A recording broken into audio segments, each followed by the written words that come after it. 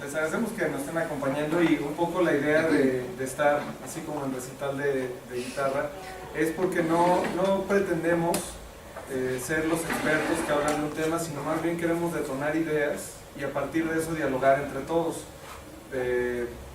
Se dice mucho que la forma es fondo, entonces decidimos que nuestra forma de presentar este tema sea sin una mesa entre ustedes y nosotros, sino más bien que se convierta en un diálogo y no digo esto o no decimos esto más bien solo por decirlo, más bien lo que esperamos es que a partir del diálogo que tengamos entre todos nosotros surjan ideas y surjan preguntas, porque en este tema de lo posmasivo, de los cambios tecnológicos y las nuevas realidades, hay muchas más preguntas que respuestas y es fundamental, ¿no?, como hacerse esas preguntas.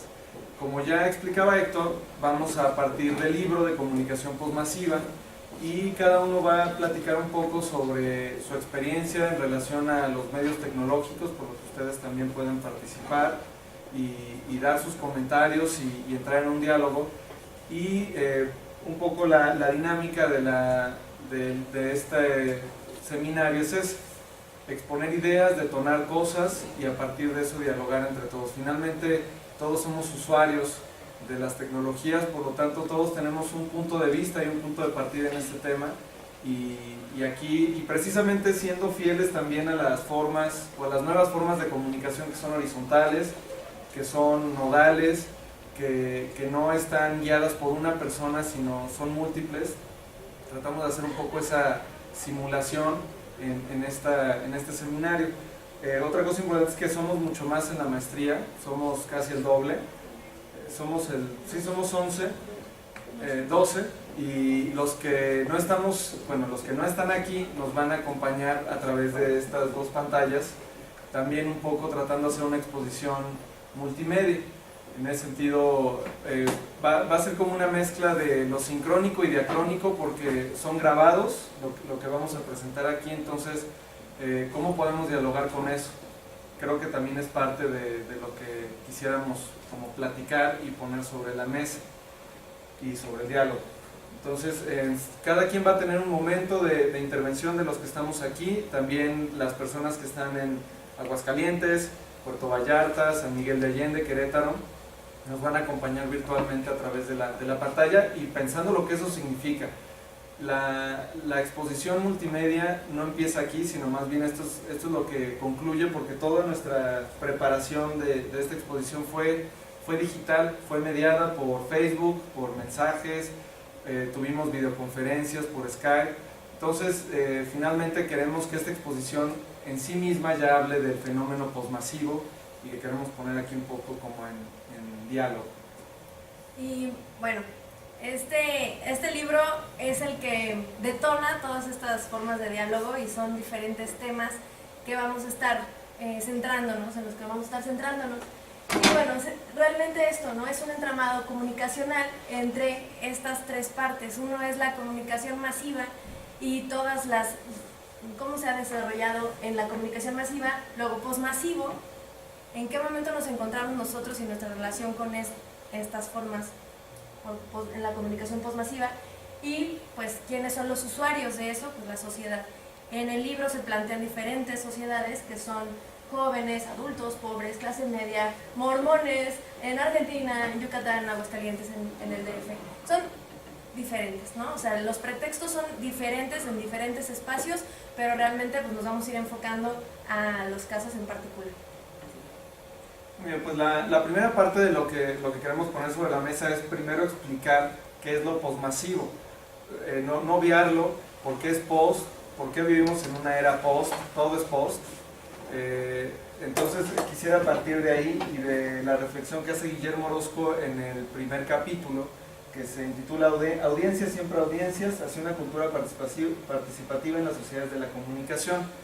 En ese sentido, el estudio de los medios de comunicación principalmente hace algunas décadas ha estado centrada en los efectos que tienen los medios sobre las audiencias. Se han entendido a las audiencias como pasivas, como manipuladas, como manipulables, y los primeros estudios en la segunda mitad del siglo XX han girado alrededor de esto, de cómo la televisión en particular ha modificado a las personas y cómo las ha manipulado. Esas teorías, esas perspectivas o esas escuelas de comunicación que son sobre todo críticas a la televisión y pertenecen a la escuela de Frankfurt en su gran mayoría, pues porque hay distintas vertientes, se ha ido modificando en la medida en la que ha cambiado la relación o la manera de comprender el medio de comunicación. Inicialmente se estudiaba el medio, cómo el medio está manipulando a la gente. Después hay un giro ligero, todavía sentado en los medios, que es el de usos y gratificaciones, que es cómo la audiencia busca en la televisión una gratificación. Y entonces la investigación de la comunicación después se centró en esa parte, en cómo la audiencia ya percibida como no tan pasiva, ligeramente activa, pero todavía entendida como receptora nada más, cómo emplea los contenidos de los medios de comunicación. Después brincamos, tenemos un brinco importante a finales de los 80, principios de los 90, con el tema de las mediaciones que viene de los estudios culturales, entendiendo que la cultura, que todos al ver televisión en particular, y ahorita vamos a hablar de los demás medios, al ver televisión no solo recibimos, sino más bien interpretamos, jugamos con los contenidos, lo apropiamos, lo reapropiamos, lo recortamos, lo repartimos, en fin, no somos audiencias pasivas. En ese sentido creo que todos hemos vivido esa experiencia de no estamos idiotizados frente a la televisión como algunos autores lo podrían sugerir, como Sartori, Giovanni Sartori, que dice que nos estamos volviendo más tontos gracias a la televisión. Esa era una perspectiva anterior y que partía de lo masivo, es decir, un medio envía mensajes a una masa. La característica física de una masa es que es moldeable, es homogénea y es pasiva, ¿no? Si hacemos una masa para hacer un pastel, pues en la medida en la que lo aplastamos se va moviendo. Así se entendía lo masivo. Y con las nuevas tecnologías, con el giro hacia el estudio de las mediaciones y a cómo los usuarios, bueno, las audiencias, primero ahorita voy a hablar del cambio de audiencias a usuarios, cómo las audiencias empiezan a jugar con el contenido de la televisión. La televisión nos ofrece un contenido que no es recibido como si nos lo inyectaran. Hay una teoría que se llama la aguja hipodérmica que habla de eso, que se creía que los contenidos nos lo inyectaban y nos lo surtíamos, quisiéramos o no. El tema de las mediaciones más bien tiene que ver cómo estamos nosotros como audiencia mediando con el contenido de la televisión, qué hacemos con él, ¿no? ¿Qué pasa cuando vemos un video de Katy Perry? ¿No? ¿Qué sucede en nuestro cerebro y con la manera en la que socializamos? Esa propuesta visual, cómo jugamos con ella para para introducirnos en la sociedad. Después de las mediaciones viene la propuesta de las hipermediaciones, que ya incluye el término de la interactividad que permiten las tecnologías.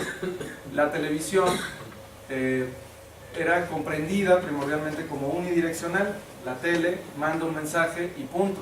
No hay un feedback, no hay una retroalimentación inmediata, al menos. Es lenta y no es escuchada del todo. Así se entendía lo masivo. Lo postmasivo es ya cuando no es un emisor a muchos receptores, sino muchos emisores y receptores al mismo tiempo.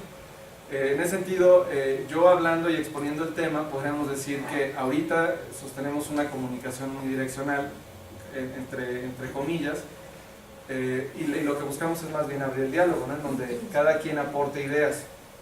Y finalmente lo postmasivo, como les decía, es la parte hipermedial, lo que significa los medios de comunicación, pero ya mediados por las tecnologías, invadidos por las tecnologías, en ese sentido la convergencia que hay, en donde ya podemos ver la tele en el celular, en donde podemos escuchar la radio en nuestra computadora, ya hay una mezcolanza de medios que deviene en una interacción uno a uno, y por eso es postmasiva. Partiendo de esa parte, Guillermo Orozco hace esta acepción en este tema y en este capítulo, que hay mucho más que hablar al respecto, y nada más cerraría hablando del cambio entre audiencia y usuario. Audiencia parte de la visión de que una persona está escuchando y viendo el contenido. Usuario significa ya el que usa el contenido. Por lo tanto, el hablar de usuarios está mucho más aterrizado a la interactividad y a lo postmasivo. Pero siempre está en duda en este libro. ¿Existe la comunicación postmasiva o no? Y un poco es de lo que vamos a ir dialogando. Como dice Omar, algo está cambiando. Hay muchísimas ya pantallas, dispositivos en donde se pueden como empezar a contar historias, pero de manera diferente. Ahora las audiencias somos más participativas y hay como una experiencia más profunda. Quisiera como contar un cuento, tal vez nos vamos a perder un poco, pero es como el chiste, a ver si le agarramos la onda. Y un poco para explicar todo esto que comentaba Omar. Javier entra al Facebook. Su amigo Andrés ha subido un video muy curioso. Es un concierto de un cantante famoso en donde una chica se sube al escenario, toma un micro y empieza a cantar. Su voz es increíble. Seguramente, seguridad sube para intentar detenerla, pero ella se lanza ante la multitud intentando escapar. Pero al maniobrar deja una zapatilla en el escenario. Un espectador sube este video a medianoche. El video es muy gracioso y es espectacular, entonces Javier lo empieza a compartir. No solo lo comparte, los amigos de Javier empiezan a compartir ese video y uno de ellos, Ana, hace un fotomontaje de esta chica cuando se lanza a la multitud y ese fotomontaje hace un Tumblr de ello y a las pocas horas ya hay miles de fotografías imitando esta situación y el video ahora ya tiene 5,000 visitas. Paco está leyendo la Rolling Stone y ve que el cantante quiere encontrar a esta chica misteriosa para hacer un dúo con ella. Además, entra al Twitter oficial del cantante y ha visto que el cantante ha publicado una foto de la zapatilla diciendo que es la única pista que tiene de ella y que necesita encontrarla. Esta zapatilla es muy peculiar y nunca ha sido vista. Entonces firma con el hashtag que a unas horas se vuelve un trending topic. La zapatilla es tan peculiar que inspira a diseñadores a crear sus propias líneas. Oscar, desde la Patagonia, descubre un blog de moda que hablan sobre la inspiración de esta nueva moda que ha generado, el calzado. Le encanta y empieza a subir fotos de esta zapatilla en su Pinterest. Marta y Julia están viendo un reality show en donde ven que una chica está cantando y dice que ha sido su sueño y tiene una fabulosa voz. Marta fue al concierto y se da cuenta que esa chica es la chica que estaba en el concierto. Entonces Marta empieza a buscar el video en YouTube para postearlo y lo publica en Facebook. Mientras tanto, la disquera sube directo a Spotify la canción del cantante con la chica misteriosa y se vuelve la más escuchada y se vuelve la número 1 en iTunes. El cantante anuncia un concierto para encontrar a la chica misteriosa para volver a cantar con ella. En el concierto aparecen cientos de chicas con las zapatillas de todos los diseñadores que han hecho, pero solamente una de ellas es la chica misteriosa. Entonces, entre todos los gritos de las fans, se escucha una voz peculiar. El cantante la localiza, la sube al escenario y es la chica misteriosa. Y entonces hay miles de personas que son testigos de esta unión. Entonces es un poco como para intentar explicar esto, como la transmedia es contar como historias a partir de múltiples plataformas y el hecho de contar este cuento es porque me pongo muy nerviosa al hablar y porque creo que es un buen ejemplo de cómo a lo mejor de un libro podemos no hacer un resumen, sino contar una historia, ¿no? Y No, y esa es la puerta que hay, ¿no? En esta parte de la transmedia es algo fascinante y en buscar diferentes plataformas para poder contar una historia y pensarnos en diferentes espacios virtuales, físicos, pero constantemente estar en este cambio mental, pero también en una forma diferente de ver las cosas, ¿no? Ya es algo que no nada más es para contar historias, sino que también puede ser de reinventar una realidad. La realidad ya no nada más es lo que está físicamente enfrente de uno, sino ya es lo que se genera a partir de lo que muchas personas pueden conjuntar, ¿no? A mí me parece que es a lo que vamos, a lo que está en puerta y que creo que para mí como creativa, como persona que quiere proponer más cosas, es un reto por esta, pues, brecha un poco que me hace, bueno, soy una migrante digital y que realmente usar la transmedia implica usar la posibilidad de la comunicación postmasiva y que aún no conozco, no domino, y ese es mi espacio, ¿no? Y más adelante les voy a platicar. ¿Reconocen esta historia? Sí. Como de ¿Cuál es? Cenicienta.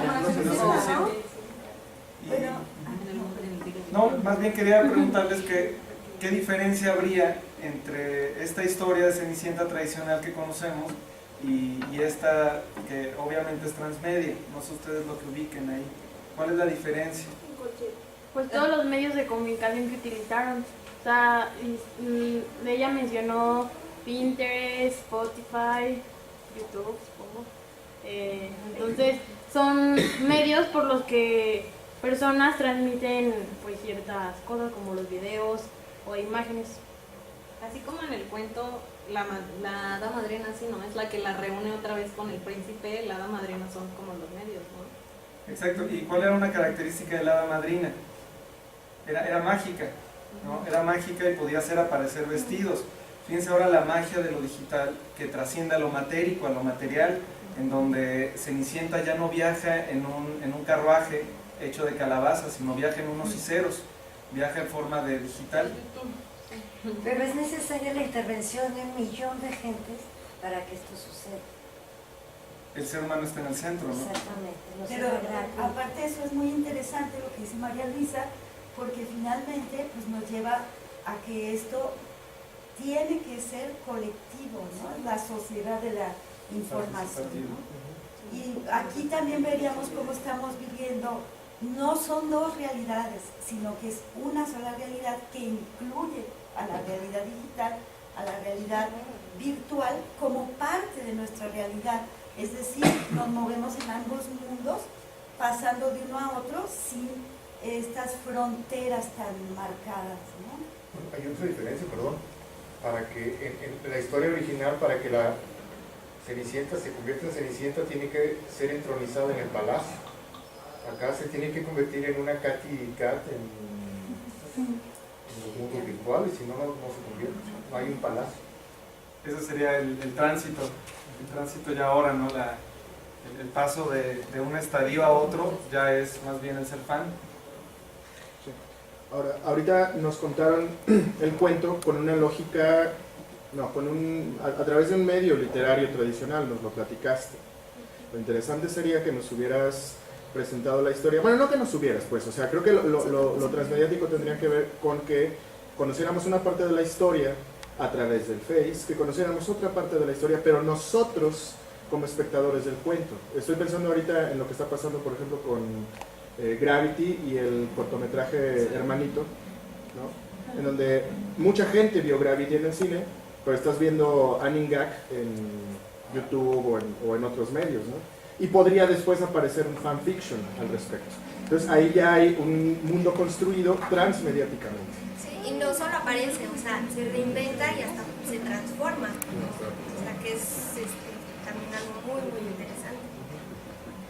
Que en ese sentido es parte del principio del storytelling transmediático, que ya no pertenece al autor, ya no hay una persona que cuenta la historia, sino ya la historia se vuelve de todos y cada quien va generando la historia, y eso es algo maravilloso de la literatura desde lo transmedial, porque ya no es de una sola dirección, sino está vivo. Entonces ya en ese sentido la literatura se vuelve más cercano a la vida real desde este punto de vista de contar historias, ¿no? Porque finalmente las novelas tienen sus propias características literarias, ¿no? Pero el storytelling transmedial está vivo y eso es algo maravilloso y cambia la mentalidad del texto estático y ese es el hipertexto, ¿no? El texto que se mueve y que brinca y que cambia y entonces la historia de Cenicienta puede ser cualquier historia y puede dar un giro en cualquier momento. No, sí, un poco lo que estaba ahorita comentando Omar, cómo la acción se sale un poco de las manos y se vuelve vida, ¿no? O sea, de acuerdo como al lugar que cada uno de nosotros tenemos, cómo apropiamos como esa historia, ¿no? O sea, el diseñador toma como pretexto la zapatilla, ¿no?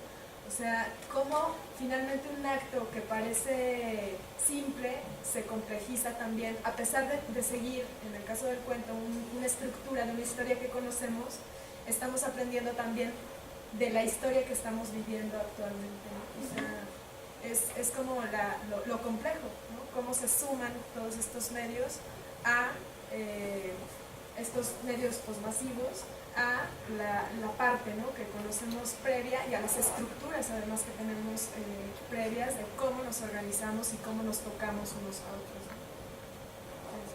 A partir de esto estamos generando identidad. Entonces, ¿cómo nos estamos entendiendo a nosotros mismos a partir de estas tecnologías? Creo que es una pregunta que vale la pena investigar, ¿no? Y en ese sentido el trabajo que ha hecho Héctor con algunos alumnos, aquí está Claudia, es cómo desde la visualidad, desde los fans, se está generando esta identidad y está relacionado con lo transmedial, con la apropiación, con el yo y el otro. En mi clase hay transmedialidad de información. Y que esa es la tirada, ¿no? Es la propuesta. Yo quiero compartir con ustedes algo que me sucedió hace unos días y que yo creo que pone en manifiesto también la reinvención de la realidad que estamos viviendo y que a veces, sobre todo por cuestiones generacionales, no es tan fácil asumir. Hace unos días me invitaron a la Universidad de Guanajuato, yo soy egresado de ahí, a dar una conferencia. La conferencia fue sobre el espacio público en el siglo XXI. Pues sucedió una cosa muy chistosa, porque empecé yo a hablar, empecé a hacer una analogía entre el espacio público y el espacio virtual. Y entonces empecé a preguntar a los chavos qué cualidades tenía el espacio público que no tenía el virtual. Y todos los chavos, pues yo creo que como siguiendo la línea que, bueno, voy a reconocer que es un poco tradicionalista porque se les ha marcado, empezaron a hablar de que no, pues la cuestión de la personalización en el contacto humano, como ponderando muchísimo el espacio público sobre el espacio público. Y los profesores que estaban ahí presentes, que además también fueron mis profesores, algunos de ellos, pusieron una cara así de tranquilidad y satisfacción marcada. Pero ¿dónde empiezo yo a hablar de por qué los hacedores de espacio público tenemos que voltear hacia el espacio virtual? Comprender y hasta asumir las cualidades que nos presenta en términos de conectividad, de multifuncionalidad y tanto más. Entonces lo que sucedió fue que los chavos, inclusive contradiciendo su propio discurso, empezaron a decir, sí, porque quién sabe qué. Por supuesto, los profesores ya no se acomodaban en la silla y ya empezaron como a sentirse sumamente incómodos, ¿no?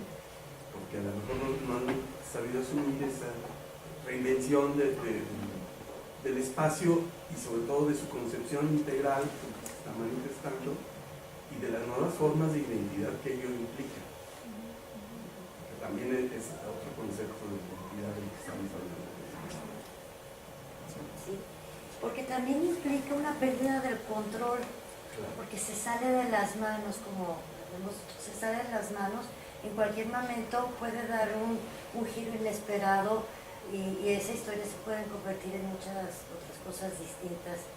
Y en los medios masivos de comunicación tradicionales, si algo estaba seguro, era esa capacidad de control de quién dice qué a quién, ¿no? Eso es lo que me incomoda muchísimo. Más bien sería algo diferente. Los teóricos de estos mundos dicen que ahora es cuando hay más control de todo, porque ahora haces un clic cualquiera y se sabe quién, y tienes superordenadores que te pueden dar visiones del momento de todo en cada instante. De hecho, hay todo un género de memes echando carrilla en internet sobre la intervención de la NSA, la seguridad norteamericana, en tu face, ¿no? O sea, quien está fuera de eso realmente es quien no tiene face. Así es. Y aunque estés fuera de Face, estás dentro de Face. Sí, ya es un mundo, dirían por ahí, extraño, como diría José Alfredo Jiménez, un mundo raro, ¿no? Que no saben por dónde andan.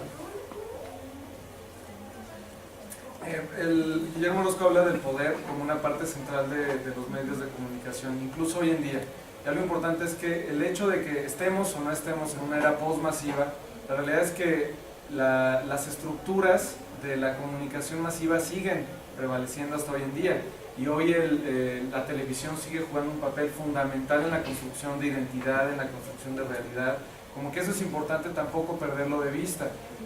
Hablar de convergencias, y es algo de lo que menciona Guillermo Orozco, es también hablar de divergencias. Es decir, no nada más dejarnos llevar por lo que nos permite el mundo digital, sino también entender que hay formas de control y que aparentemente son mayores. Y que también las estructuras que existieron hace 20 años, 30 años o que se fundaron hace 2 siglos siguen existiendo. Y creo que lo interesante, ahí como diría Frank Sinatra, es lo que viene, ¿no? The best is yet to come, ¿no? Yo lo que quiero pensar es los verdaderos nativos digitales, cuando les toque encabezar una institución, ¿qué va a pasar? ¿No? Ellos que tienen una estructura cognitiva distinta, que ya no es de estabilidad, ¿cómo van a enfrentar cuando nosotros, los inmigrantes, ya no estemos en este planeta? ¿Cómo van a enfrentar la institucionalidad? Eso es lo que a mí me parece fascinante, pero solo podemos especular con respecto a ello. Y aparte hemos visto cómo las estructuras de poder se trasladan también desde el Estado hacia la mercantilización. Es decir, que tenemos poderes fácticos, los llamados poderes de hecho, que ejercen su poder a través de este mercantilismo atroz que ha permeado nuestra sociedad contemporánea, donde pues nada escapa a ser mercancía. La capacidad del sistema de apropiárselo todo, de apropiarse incluso la protesta en contra de él mismo, darle la vuelta, hacerlo aséptico y convertirlo en una moda, ¿no? Entonces, de esta manera hay también un cambio hacia estos poderes fácticos. Aquí en México pues tenemos un ejemplo muy claro que fue pues toda la campaña de Peña Nieto y las 2 grandes televisoras apostando a esta difusión, etcétera, de manera que podamos pensar que en gran medida Peña Nieto está ahí gracias a todo el apoyo que tuvo de estos poderes fácticos, ¿no? Entonces, para que veamos su gran capacidad. Yo quiero leer. Sí. Pero por ejemplo, está comprobado, hablando de elecciones, no me quiero meter tanto en política, que cuando una persona ve mucho a otras en medios, apuesta por esta persona. A lo mejor no quiero hablar mal, sino vimos 300,000 veces a Peña Nieto en la Feria del Libro, vimos 300,000 veces a Peña Nieto, aunque se haya equivocado, aunque esté bien menso, aunque en la Ibero del Estado de México, pero lo vimos tantas veces que pues, resultó su técnica, yo creo, y pues, mucha gente votó por él, porque en los medios masivos y en todas las redes sociales estuvimos hablando de Peña Nieto. Y es que es muy guapo. Estoy de acuerdo contigo, chico. Ay, no. Ese copete es sexy. De alguna manera es interesante cómo nos vamos integrando a los diferentes espacios de la realidad virtual. Digo, en el caso, por ejemplo, que mencionas de Peña Nieto, hubiera sido como de alguna manera interesante saber la percepción que se tenía realmente en los medios, o sea, en Facebook, en Twitter lo despedazaban, y en televisión, que tenía un alcance masivo mayor, por la cuestión sobre todo de la gente que tiene acceso a estos medios y que va evolucionando. Ahora ya es más fácil ver a una persona al ir al centro de la ciudad, al mercado, que tiene su teléfono y está accesando a este tipo de información, pero de alguna manera es cómo se presenta el empaque también, o de qué manera vamos accediendo a él. Algo que yo estaba, no sé si lo comentamos en clase de la maestría, era la imagen de Super Peña Nieto para presidente, con la señora abrazándola en los camiones, en todos lados te lo encontrabas, bueno, ya lo soñabas.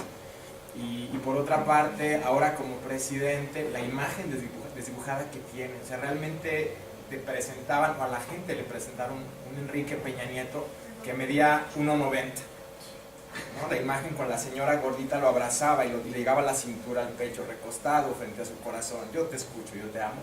Y ahora en el grito, en el primer, ¿cómo se llama? Perdón. Campanazo. En el día del campanazo, el día del grito, si alguien pudo darse cuenta, es realmente bajito de estatura. O sea, la gaviota es más alta que él.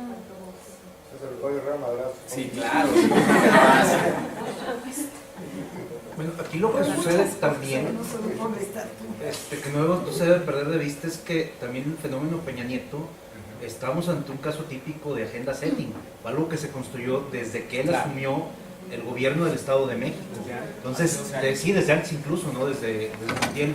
Entonces, desde mi punto de vista, creo que no debemos de perder de vista este aspecto. O sea, no fue nada más la campaña presidencial, el señor hizo campaña de 6 años, desde que hacía los compromisos notariados, desde que se entregaba tractores, todos los días en el noticiario de López Dóriga tenía una sección pagada donde se veía las noticias lo que estaba ocurriendo en el Estado de México, que se lleva cumplido otro compromiso y demás. Entonces, también no creo que vamos a perder de vista esto. Ciertamente está la campaña presidencial, pero es un fenómeno que fue construido durante un periodo de tiempo bastante prolongado. Igual que Fox. Igual que Fox. Son 12 años, perdón, desde que comenzó. Y eso que dice Nacho es muy cierto porque está totalmente construido, pero también se usó este estereotipo o esta historia que se buscaba el storytelling de una novela, ¿no? O sea, el personaje que está presente, es maravillosamente guapo, el galán, con una chica de telenovela y que vamos a lo que, bueno, hasta el final no vamos a platicar un poquito acerca de eso, pero que el consumo de las amas de casa, de las televisiones, de las telenovelas es muy grande en todo nuestro país, es de lo que más se consume, ¿no? O sea, este tipo de historias que también se busca como para educar, también es una manera de educar o de informar, y lo usó, ¿no? Usó este recurso barato. Claro, lo peor es que ni siquiera lo usó él. No, o claro. Sea, fue algo muy orquestado donde se buscaron el guapito que está manipulado, ¿no? Que realmente pues, quien está gobernando no es él, sino un equipo muy grande que tiene atrás. Y en el fondo del cual está Salinas, ¿verdad? Todavía maquiavélicamente. Y pues se buscó a alguien que correspondiera pues esas características. Sí, y ahora que hay nada más, el otro caso paradigmático es toda la campaña de Barack Obama, que es otra forma ya ahora de construcción de personajes que está entendiendo lo transmedial, que no está usando la estructura solo de un medio de comunicación, sino más bien está generando un personaje, porque finalmente empático no es un personaje Barack Obama como lo es cualquier personaje público. Cuando se mediatiza se convierte en una mercancía, precisamente por esta lógica. Y ese es otro caso paradigmático que ya no es comprensible desde la teoría de la agenda setting o agenda setting, sino ya más bien ahora se comprende desde esta teoría, desde la comunicación postmasiva. Sí, no, me parece que si seguimos abordando este asunto de Televisa, Montiel, Salinas, Sierra Peña Nieto, pues seguimos en la misma lógica y en la misma narrativa que podemos esperar de una estructura de poder que ha estado operando en México desde acaba de ser 20 de noviembre, entonces, súmenle, ¿no? Yo creo que lo interesante en realidad está no necesariamente en redes sociales, pero en las narrativas paralelas que se están generando. Es un Tumblr, creo, el de Quique haciendo cosas, ¿no lo han visto? En donde hay un montón de fotos de Enrique Peña Nieto, pero con un pie de foto, en donde, por ejemplo, Enrique Peña Nieto está así, viendo la bandera y pone Quique pensando en que dejó los frijoles en la loma, ¿no? Entonces, yo creo que por ahí va lo interesante, y lo que mencionabas hace un rato, de en qué medida América Latina o México no tiene el mismo... Híjole, es que no sé si utilizar la palabra nivel, pero por lo menos en números brutos no estamos con el mismo acceso a tecnologías más democráticas, en teoría, como el internet, etcétera, que otros países. Y entonces no estamos manejando la información de la misma manera. Y no sé si pensar en que para allá vamos, o sea, como pensar en la misma lógica de ese es el futuro, esa es nuestra dirección y esa es la única. También como en la medida de decir, León se está convirtiendo como en una Ciudad de México. Puta, Dios nos libre, o sea, si esa es la única dirección de desarrollo, ¿no? Entonces me parece que lo interesante justamente sería ver la periferia de todo este fenómeno. O sea, no vamos a esperar otra cosa de Azcárraga, ya sabemos cómo opera. Lo interesante sería ver cómo está operando en redes horizontales y lo que está pasando en la periferia de todo eso. ¿Cómo responde la sociedad? No sé si escucharon hace poquito que estaban haciendo un casting para una campaña de una aerolínea y citaron pura gente bonita, ¿no? Entonces llegaban los demás que eran morenitos, Luke Polanco decía y llegaban los morenitos y pues no, ¿verdad? Tú no estás bonito. Entonces empezaron a postear todo en redes sociales y no salió la campaña, obviamente, ¿no? Si no, imagínense qué desprestigio todavía para la marca, ¿no?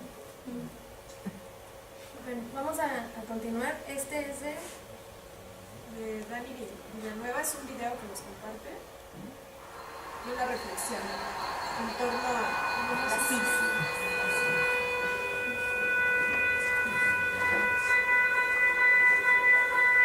Las sillas.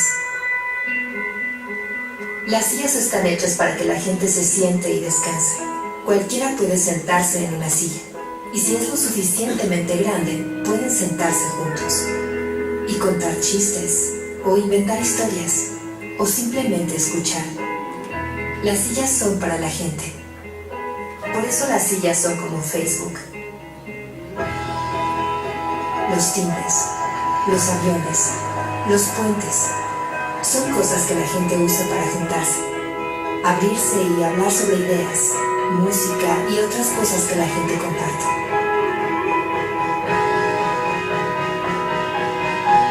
Los salones de baile, el baloncesto, una gran nación.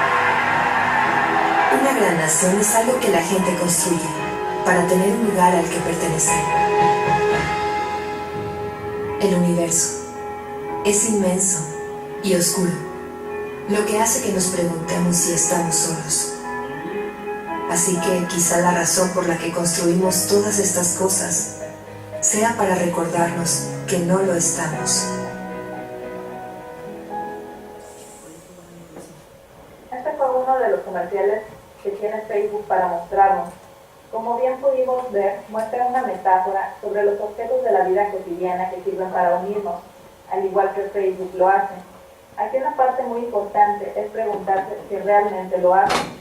Vemos imágenes de personas felices, en contacto unas con otras, cercanías reales de compañeros, grandes masas, tocando objetos, escuchándose en vivo, sintiendo el calor de los demás, y es necesario preguntarse, ¿en serio Facebook hace todo esto? Es una idea maravillosa, pero realmente utópica. Mucho se espera de este tipo de plataformas y de comunicación en la sociedad actual. Se habla de un cambio y la posibilidad de que por medio de estos nuevos medios llegue a haber una transformación en la sociedad. Es por ello que muchos movimientos sociales se gestaron y fueron posibles gracias a esta herramienta.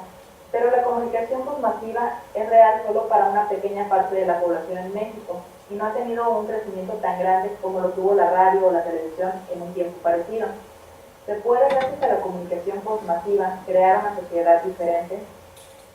Hablaré sobre la comunicación postmasiva y la comunicación intersubjetiva. A modo de ejemplo y para explicar mejor estos temas, daré como referencia de medio postmasivo a Facebook, por ser el más utilizado actualmente en México. Voy a abordar dos artículos del libro, uno de Fátima Fernández y el segundo de Vivian Romeu, respectivamente. El primero se llama El supuesto desplazamiento de lo masivo y la comunicación intersubjetiva, donde en un inicio se hace la diferencia entre la comunicación e información. La comunicación se entiende como un intercambio, una interacción compleja que consta básicamente de dos acciones. Una, la expresión comunicativa, y dos, la interpretación de dicha acción. En cuanto a comunicación masiva y postmasiva se refiere, diremos que los emisores de los medios, sean cuales sean, internet, televisión, radio, etc., están ahora interesados más en ciertos grupos o segmentos que en el conjunto de la población. Esto provoca un desmembramiento de la sociedad, nos separa en partes y nos aleja unos de otros. pues un segmento en el que estamos inmersos, por decir uno de tantos ejemplos, es el que de las personas que tenemos acceso al internet o a una computadora. Podemos decir que nuestros amigos en Facebook, por ejemplo, son unos 500, tal vez unos 1000 o algunas veces más. Todos ellos guardan cierta relación con nosotros mismos, pues estamos en un sistema de lenguaje similar, direccionados en un mismo sentido, con una lógica de operar cotidianamente similar entre diferentes actores sociales. Esta es una acción comunicativa que bien se puede decir que la acción comunicativa surge de la situación en que los actores aceptan coordinar de modo interno sus planes y alcanzar sus objetivos, únicamente a condición de que haya o se alcance mediante negociaciones un acuerdo sobre las situaciones y consecuencias que cabe esperar. Esto es básicamente poner puntos en común entre las personas. Cabe mencionar que en la comunicación intersubjetiva se hace presente este punto, es decir, esta puesta en común entre diferentes actores sociales, pues los actores de una situación de habla adoptan indistintamente las funciones comunicativas de hablantes, oyentes o presentes. Esto se refiere a tomar el lugar del otro. Para ello, necesitamos pensar en nosotros como individuos, según nos comenta Norbert Elias, pues dice que al pensar en uno mismo, cobramos conciencia de alguien situado frente a nosotros, a los que solemos ver como si fueran objetos, y es entonces cuando sentimos un abismo frente a ellos. Al tener una autoconciencia, establecemos una relación con los demás, pues sabemos que si a él le ocurre algo, a mí también me podría ocurrir. Si algo le provoca daño a otros, a mí también me dañará. En la plataforma de Facebook, por ejemplo, tenemos la sensación de estar en contacto con mucha gente, cada vez más. Nos presentan la ilusión de tener cada vez más amigos. Pero, ¿qué es un amigo en este contexto? Las relaciones afectivas con las personas se pierden, se disuelven en un espacio virtual desde el momento en que nos dan la opción de eliminarlo, de bloquearlo, de aceptar o no su amistad. Pero hay infinidad de personas que aceptan a alguien incluso sin conocerlo, se convierten en su amigo. Se están creando, por lo tanto, una ilusión de comprensión. Tenemos información de muchas fuentes y de muchas personas, pero el entendimiento y comprensión de esta información es otra cuestión. La puesta en común de diversos actores sociales siempre provocará compromiso y distanciamiento, y nosotros siempre solemos estar en el continuo entre ambas partes dentro de la comunicación intersubjetiva. Llegamos a hacer presentes nuestras emociones primarias cuando se intenta llegar a un acuerdo. Ello por una cuestión de conductas aprendidas en diversos espacios sociales. Uno muy importante es el de la familia, sin embargo, es aún complejo decir qué es lo que está detrás de esas emociones primarias que facilitan o imposibilitan la creación de acuerdos, pues se puede manejar desde diferentes disciplinas, ya sea desde una óptica fenomenológica, una médica, una psicológica, entre muchas otras. La comunicación humana intersubjetiva es necesaria para crear acuerdos y ver otras perspectivas. Mientras más fragmentados por grupos sociales estemos, menor será la incidencia que tengamos en otras formas de pensar, en otras formas de pensar en nuestro mismo comportamiento y mentalidad. Por lo tanto, menor será la puesta en común. Si ellos se pierden, también se pierde el intercambio de sentido, aunque exista la sensación de que tenemos contacto con cada vez más amigos. Por su parte, Viviane Romeu, en su artículo Comunicación intersubjetiva y transformación social, claves para pensar la comunicación postmasiva, hace una diferenciación entre la comunicación intersubjetiva basada en el diálogo democratizador, como la única capaz de ello, a diferencia de la comunicación postmasiva, como una comunicación pública, democrática más bien en mecanismos y medios de producción más no de las relaciones sociales en general, debido a que la información compartida busca solo el entendimiento, es decir, la base mínima para poder establecer comunicación, a diferencia de la información comprendida, que busca el reconocimiento del otro como sujeto con valor humano, es decir, el diálogo intersubjetivo. No debe, por tanto, entenderse a la comunicación postmasiva como la vía que conduzca a la comprensión democrática o comunicación dialógica. Se busca la existencia de la acción social misma a partir del reconocimiento del otro. Esto ha sido la situación que se ha buscado como finalidad en la comunicación. Dice en el mismo texto Isabel Rubert que la transformación social supone un complejo proceso de resistencia, de transformación, de creación y de construcción integral de lo nuevo, que debe tener lugar desde el interior de los procesos, los fenómenos, las organizaciones y las personas. En cambio, puede hacerse presente debido al riesgo de inteligibilidad que puede presentarse ante la comunicación intersubjetiva, cuando los sentidos simbólicos para designar un orden social se vuelve obsoleto. Y nos dice Romeu que en la comunicación postnativa no puede ni existe este riesgo de inteligibilidad, pues se opera de base con un lenguaje existente. La existencia de lo que Scolari llama progenitores no sugiere la existencia de una democratización de los procesos comunicativos, en tanto no impliquen cambio o transformación de las estructuras de poder existentes en el espacio social. En cambio, lo intersubjetivo puede resultar en comprensión, es decir, la información comprendida y no solo difundida.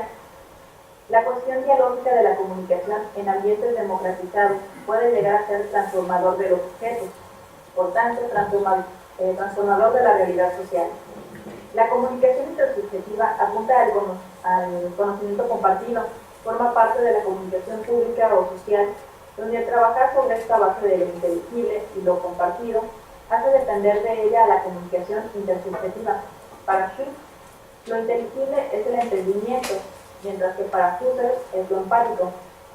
Nos dice la autora que en la comunicación formativa no puede haber riesgo de inteligibilidad, que es lo que crea la transformación social, política, económica, entre otras, pues se opera de base con un lenguaje existente, lo que imposibilita la transformación, ya que no parte de la necesidad de construir algo nuevo, sino que opera desde algo ya creado.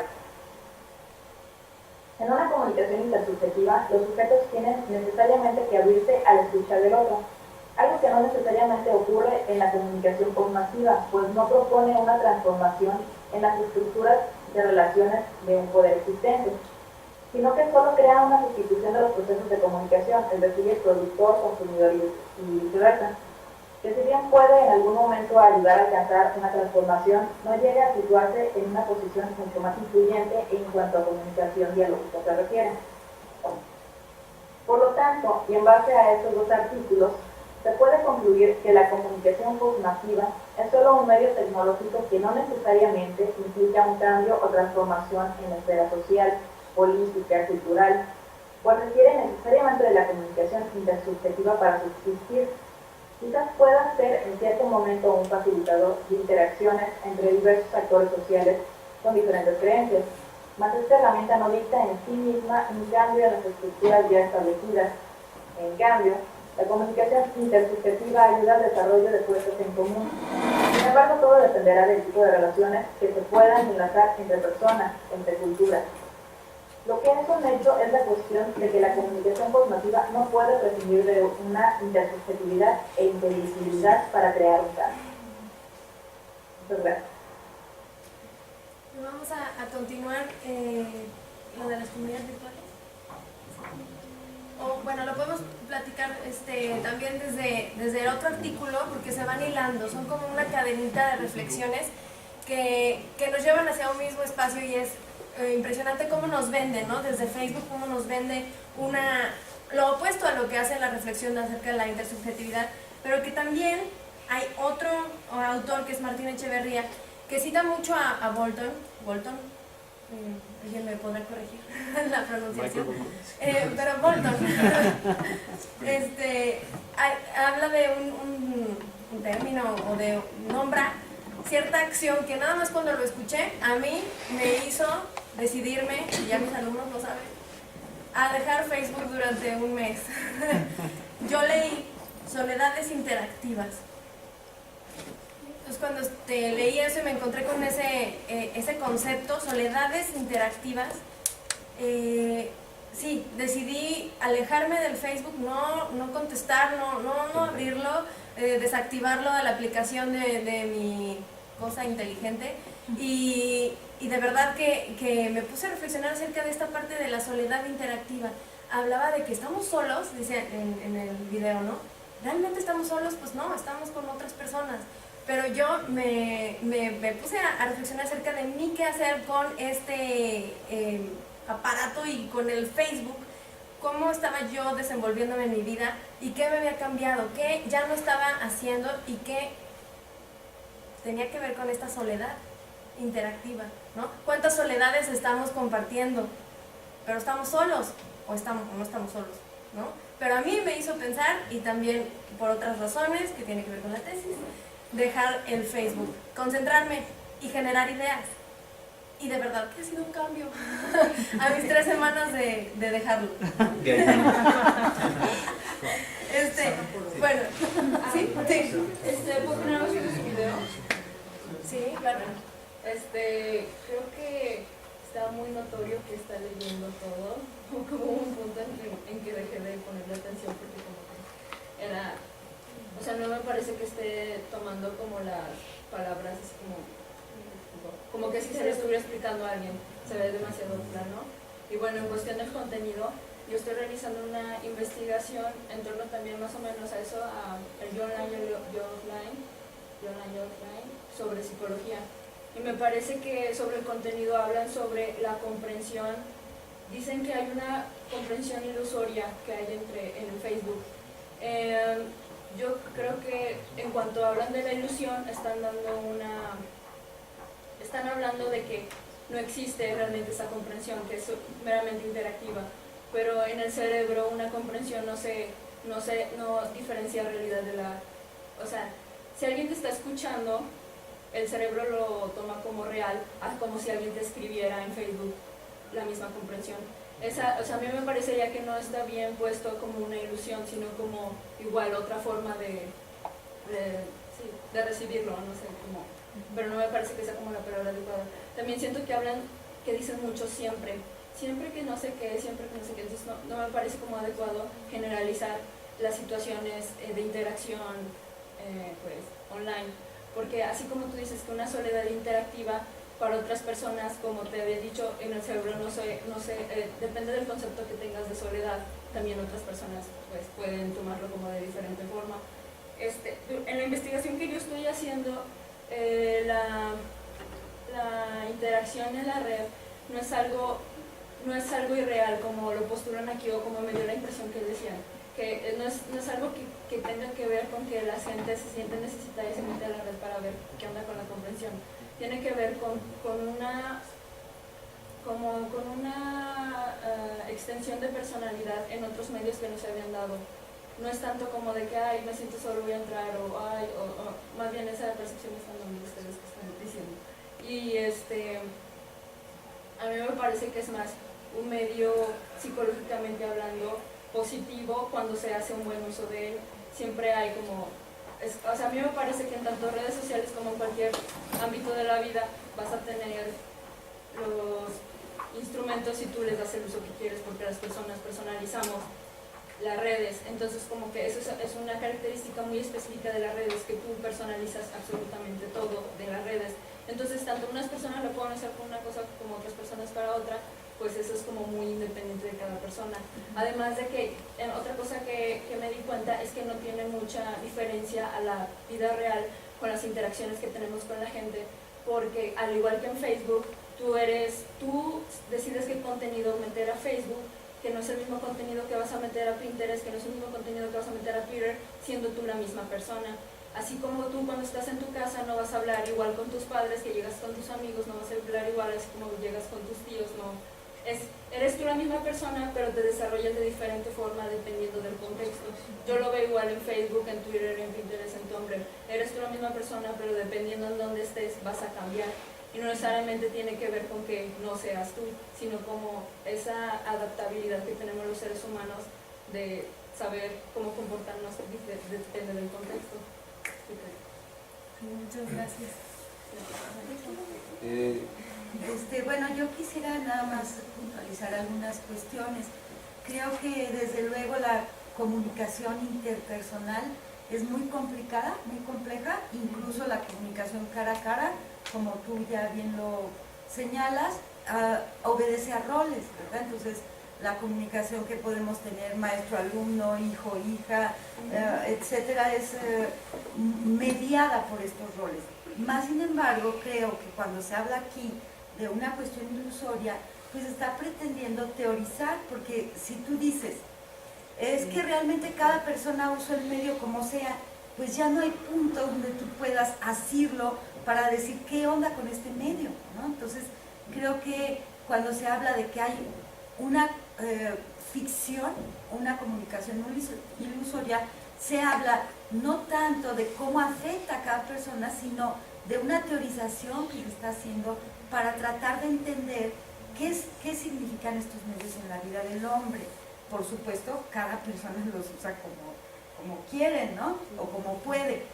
Más sin embargo, si no hay estos puntos donde podamos salirnos del fenómeno para verlo alejados de ello, pues no podemos generar conocimiento, ¿no? Entonces creo que en ese sentido es importante pues, la reflexión y por lo que estamos justamente compartiendo estos diferentes puntos. Nacho, ¿te ibas a decir? Sí, su video. Creo que es verdad que la estructura y los motivos detrás de esta comunicación postmasiva no han cambiado o no todavía. Por ejemplo, Facebook es una gran herramienta para las empresas, para saber qué nos gusta, para saber con quién nos juntamos, para saber qué queremos. Y la razón por la que usamos Facebook muchas veces es porque estar solos en el mundo da muchísimo miedo. Recuerdo muchísimo de niño que no podía dormir con la tele prendida, que sentía la sensación de que, o sea, no hay nada, o sea, no soy parte de nada ahora. Y todavía muchas veces cuando estoy en la computadora, prendo la televisión porque necesito saber qué está pasando, porque da muchísimo miedo estar solo. Entonces, una vez más, Facebook sí es la razón por la que usamos Facebook. Que, digamos que puedo meterme ahorita para checar qué tengo de tarea. Pero también puedo checarme ahorita porque me siento solo y me da muchísimo miedo tener como una reflexión misma. Entonces, creo que los motivos no han cambiado. El poder sigue utilizando el miedo como herramienta para mover, o sea, y es algo, creo, es algo de toda la historia, hasta toda la historia del poder siempre utilizado, siempre nos ha puesto miedos. Entonces, una vez más, Facebook es una herramienta falsa contra el miedo. O sea, nos hace creer que no estamos solos. Perdón. ¿Sí? Sí, claro. Tampoco te enojes. Hay maneras. No me gusta mucho generalizar las cosas y las personas. Por ejemplo, yo puedo decir, todos los cuchillos son malos. No son malos, pero pues si agarras el cuchillo no te sale un cuchillo, ¿no?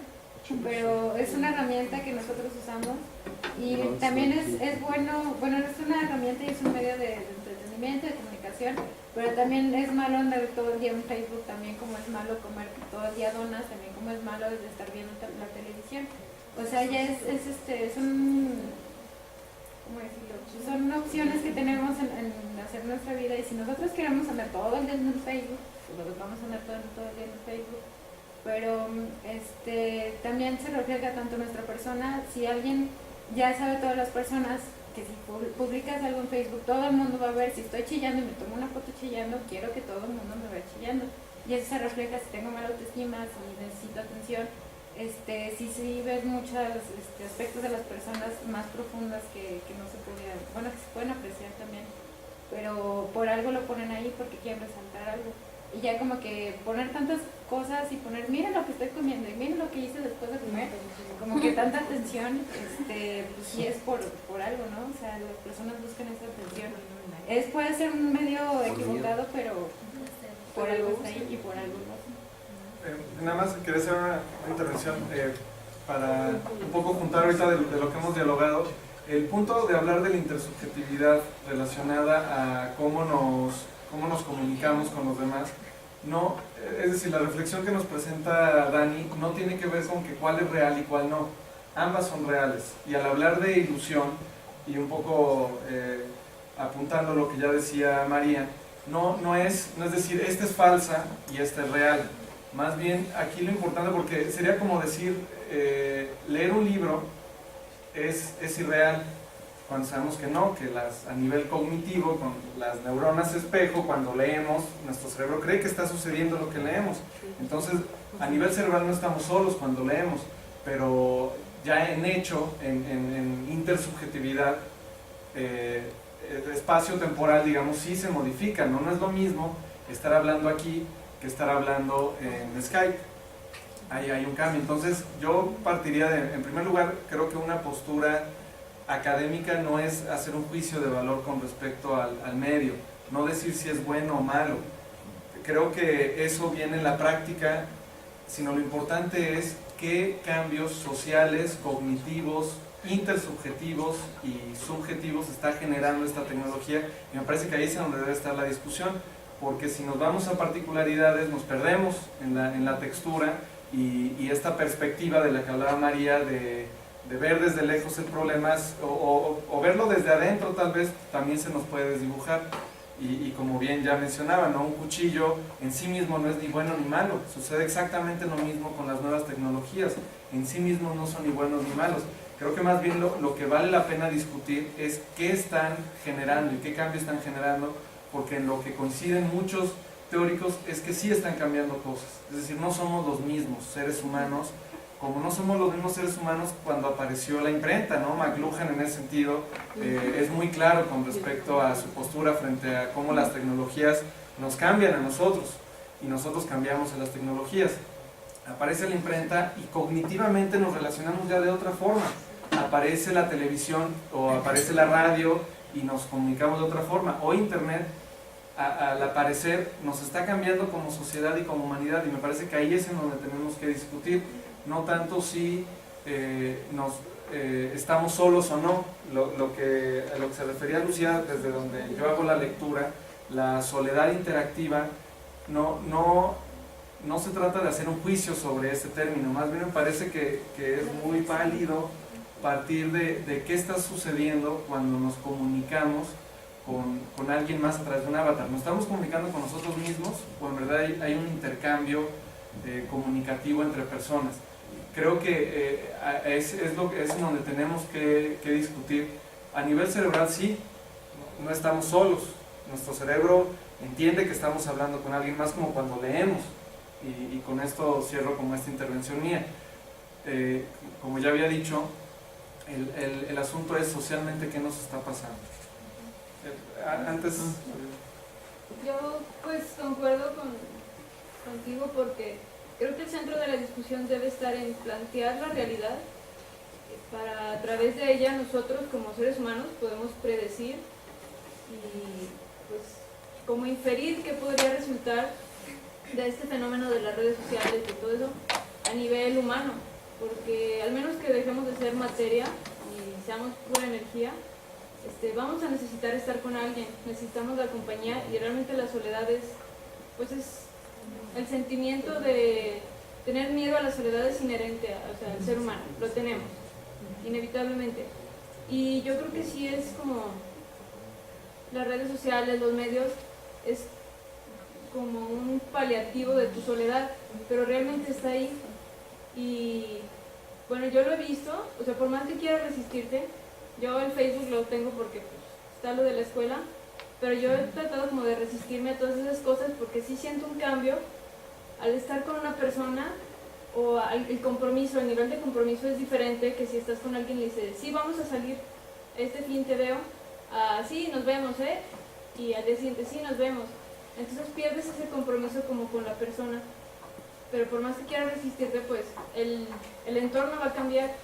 Entonces lo importante es plantear la realidad, conocerla, y a través de ella pues prevenir o hacer predicciones acerca de qué podría resultar, porque si estamos solos o no estamos solos es muy ambiguo, digamos, y es subjetivo, porque yo he visto, ya no podemos estar como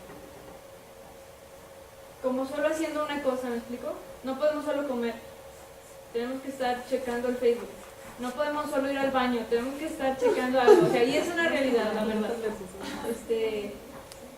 Pero entonces, ¿estamos solos, no estamos solos? ¿En qué estamos pensando? Creo que tiene que ver con el ritmo de vida también. Estás produciendo, estás perdiendo tiempo, haz dos cosas al mismo tiempo para aprovechar y producir más. Entonces creo que también el video, el hecho de generalizar es para crear para teorizar de qué está pasando, porque en todo caso, en todos los temas diríamos, no, pues cada quien, pero no nos podemos quedar con el cada quien porque es a nivel humanidad lo que podría pasar o lo que está pasando, y claro que nos concierne, si no, podríamos decir, no, pues allá los que usan Facebook, allá ellos, ¿no? O sea, no nos podemos como excluir de nuestra sociedad, en lo más mínimo, hasta en tu propio salón, en tu familia. Quería intervenir, perdón. Sí. Bueno, hablando ahorita lo que tú comentaste de qué es lo que ha transformado como sociedad los medios, sobre todo hablando de Facebook, a mí me pareció muy interesante, bueno, las últimas, con lo de Peña Nieto y los presidentes, bueno, los que los candidatos, como yo me acuerdo que estaba muy chiquillo cuando tenían con Fox y con los que estaban antes, yo me acuerdo que no había tanto revuelo de parte de los jóvenes, como por ejemplo cuando yo abría mi Facebook con lo de Peña Nieto, con todo esto, veía como gracias a Facebook o a Twitter o a otros medios, existía como una unión muy fuerte de parte de los jóvenes mexicanos para hacer y organizar ciertas cosas. A mí me parece muy interesante cómo gracias a estos medios se pudo haber generado todo lo de los movimientos, los 132, los movimientos. Yo tengo una amiga que de repente empezó con una página de Facebook, con lo de aquí de León, y de repente ya organizó todo en el centro, y todos empezaron a mover, pero de una manera tan rápida que yo digo, ¿cómo es interesante eso, ¿no? Cómo nos conectamos de una manera tan inmediata. Y cómo eso ocasionó que ahora todos estemos más al tanto de lo que sucedía, que de repente que Peña Nieto hacía cualquier cosita y ya, ¡pum!, o sea, todos lo sabían. Y se me hace muy, muy interesante que ahí sí, yo siento que sí cambió, que ahora las personas, bueno, hubo como que más comunicación en cuanto pasa algo. O sea, es como que muy inmediato. Y esto que estás diciendo me parece muy pertinente para justamente esta parte en la que se hacía esta pregunta, ¿no? Así tal cual, y yo se los quería leer porque es ¿cómo podemos esperarnos a que los jóvenes estén involucrados en asuntos públicos? Y todo el perfil de esta parte de lo que estábamos hablando de las sociedades interactivas y todo esto del internet, la postura de este autor y que cita a Walton es totalmente enfocado a que el internet no está ayudando a que a los jóvenes estén informados y que se vinculen con la sociedad. Entonces, ahorita lo que compartiste me parece que es una postura en la que responde a esta pregunta de una manera diferente a lo que este autor está proponiendo. Pues sí, porque por ejemplo yo no me hubiera enterado de todo eso si no lo hubiera visto, aunque sea con un meme como alguien te comentaba. O sea, yo lo vi. Ahora también aquí el riesgo es como la cuestión de... Ay, perdón. No, perdón. Hola. Bueno, en respuesta a lo que comenta él, no creo que solamente Facebook haya ayudado a generar que los jóvenes se juntaran en contra de algo que está pasando. Digo, comentaba con Nacho la matanza de Tlatelolco, el medio cambia. Claro, de cierta forma nos enteramos de ciertas cosas más rápido, pero al mismo tiempo la juventud de ahora es muy desinteresada con lo que está pasando. Precisamente, si no lo hubieras visto en Facebook, no te hubieras enterado. ¿Por qué? Porque no te importa más allá de lo que pasa en tu círculo social. O sea, más allá de lo que digan tus amigos, tu familia, tus maestros, no te importa, ¿sí? Porque ahora, igual es uno de los efectos de la posmedia, que realmente ahora nos hemos hecho muy egoístas. O sea, lo que pasa a mí, lo que postean mis amigos, lo que me dicen mis papás, y pues lo demás pues ya no es importante, que se ocupen otras personas. Igual y soy bueno quejándome y posteo, ay pinche Peje, ay pinche Peña Nieto, ¿no? Pero realmente a la hora de la acción sí se crea mucho revuelo porque el medio así lo plantea, ¿no? Se hizo mucho, nació un poco en Facebook, pero porque lo transmitieron los medios masivos tradicionales y así. Pero a la mera hora, pues, ¿qué pasó el año pasado? Y ya ahorita, pues, ¿quién está haciendo algo, no? O sea, es también la soledad, ¿no? O sea, la indiferencia de decir, bueno, sí, un ratito me interesa, un ratito posteo, pero luego ya después, pues, sigo mis rollos, ¿no? Y pues, que pase lo que tenga que pasar. Entonces, no sé qué tan bien orientado tú bueno, no me quiero meter a criticarte, pero yo sí difiero un poco en el sentido de que si realmente nos informa mucho o nos impulsa a hacer algo, ¿no? En contra de un político, de una situación o de algún problema social que nos enfrenta a todos. Bueno, un poco tocando las intervenciones de ustedes dos,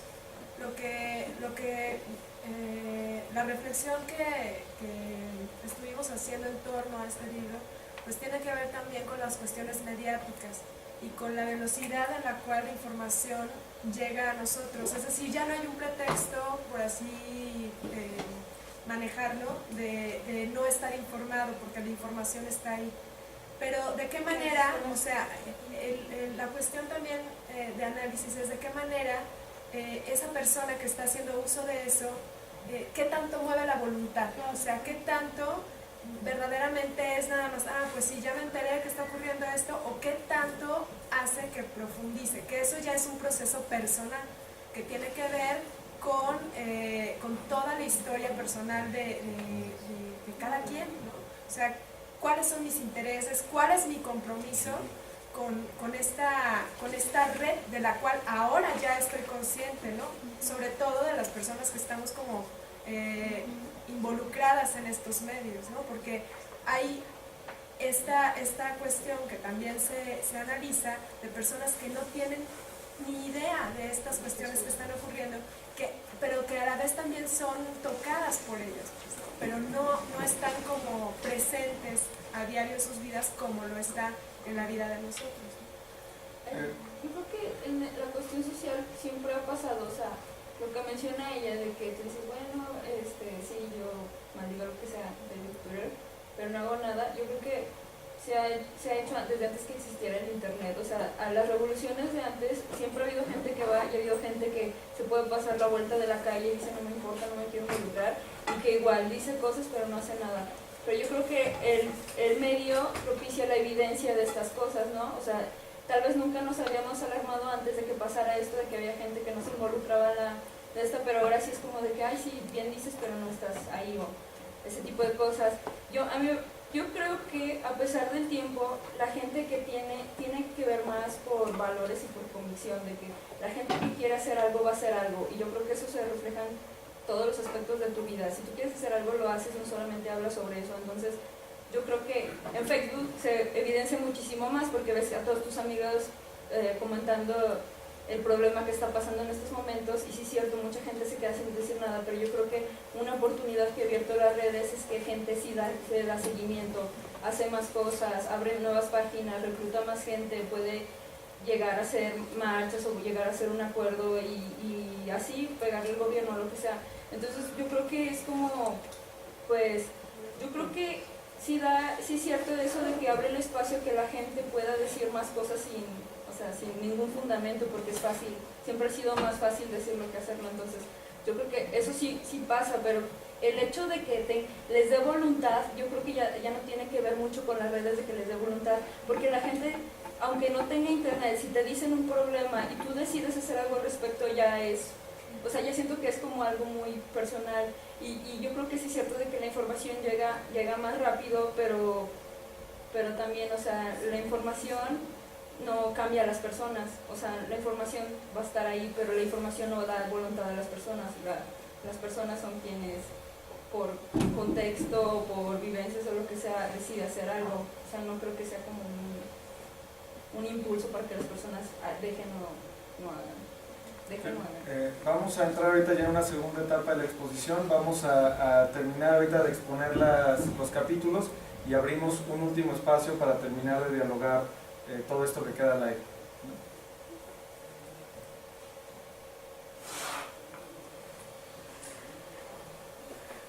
Hola, ¿qué tal? Soy Jonathan Piña y los saludo desde la ciudad de Zacatecas, capital.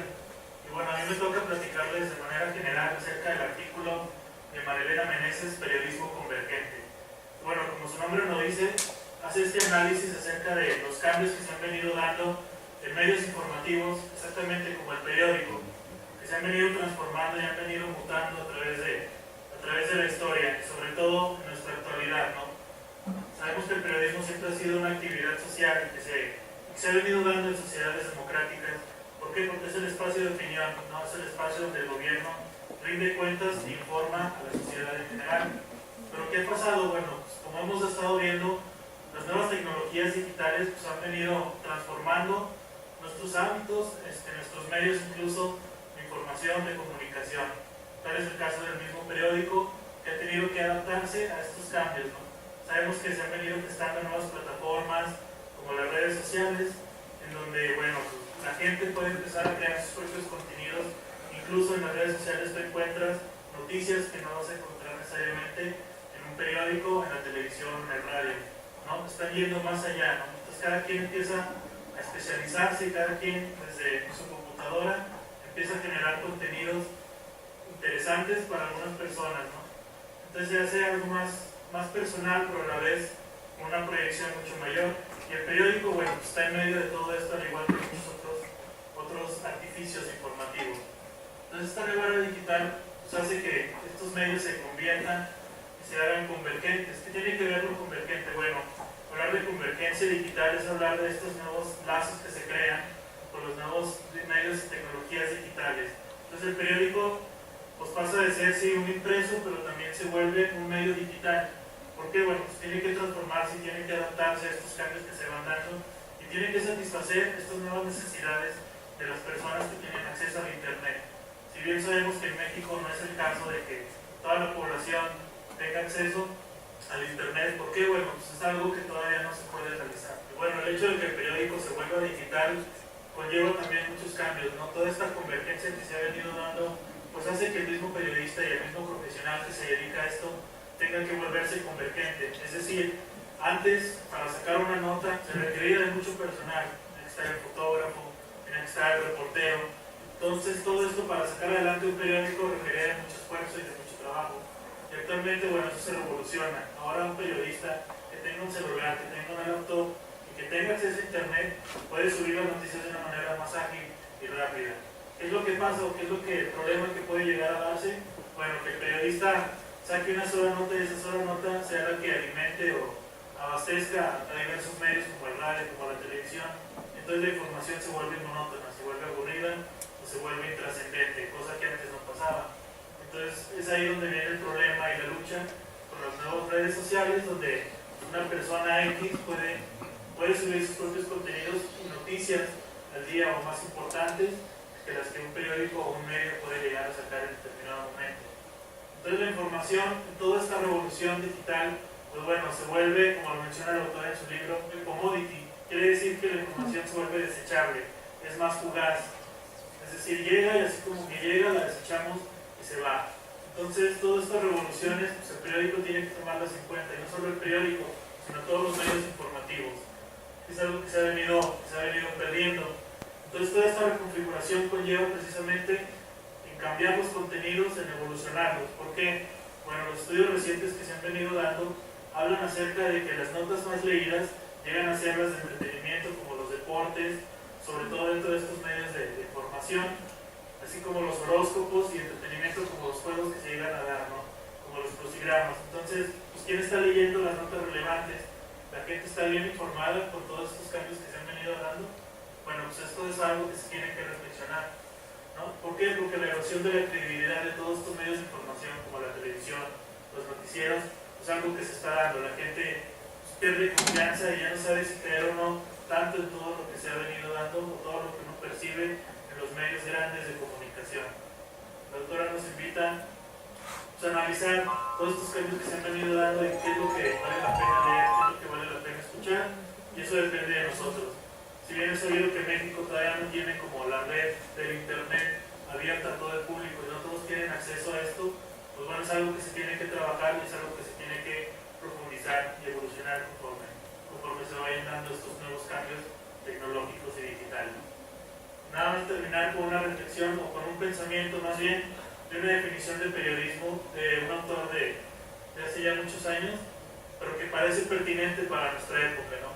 El periodismo es publicar lo que alguien no quiere que publiques, todo lo demás son relaciones públicas. Lo dijo George Orwell, y pues con esto me gustaría terminar y darles las gracias por su presencia.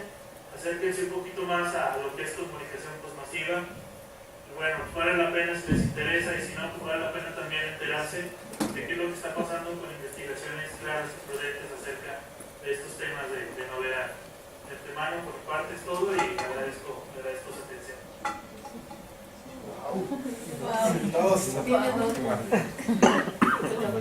Si en todo un curso lo oyeron hablar 2 minutos fue mucho. Es un medio, ayer hablábamos justamente de eso, cómo estos medios están ayudando a que otra parte de ti salga, ¿no? Que nos sorprendió a todos. Sí, y todos salen bien. Sí,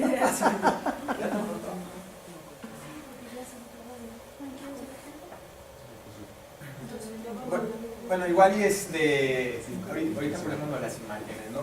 De manera como muy rápida. Hubiera sido interesante ver todos los videos de los compañeros que faltan, que son de otros lugares, con otras mentalidades, con otra especialización de las profesiones.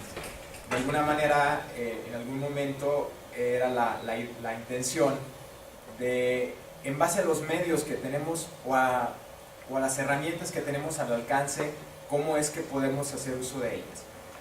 Por otra parte, en el caso de la sección que a mí me había tocado desarrollar, más que hacer una aplicación propia del texto en un lenguaje académico, un poco quizás más burdo, quizás más trabajado, era lo que en cada uno de los que participamos, lo que estaba detonándonos la lectura, de qué manera la podíamos asimilar o de qué manera nos podía conectar con tales o cuales situaciones muy pertinentes a la cotidianidad de cada uno.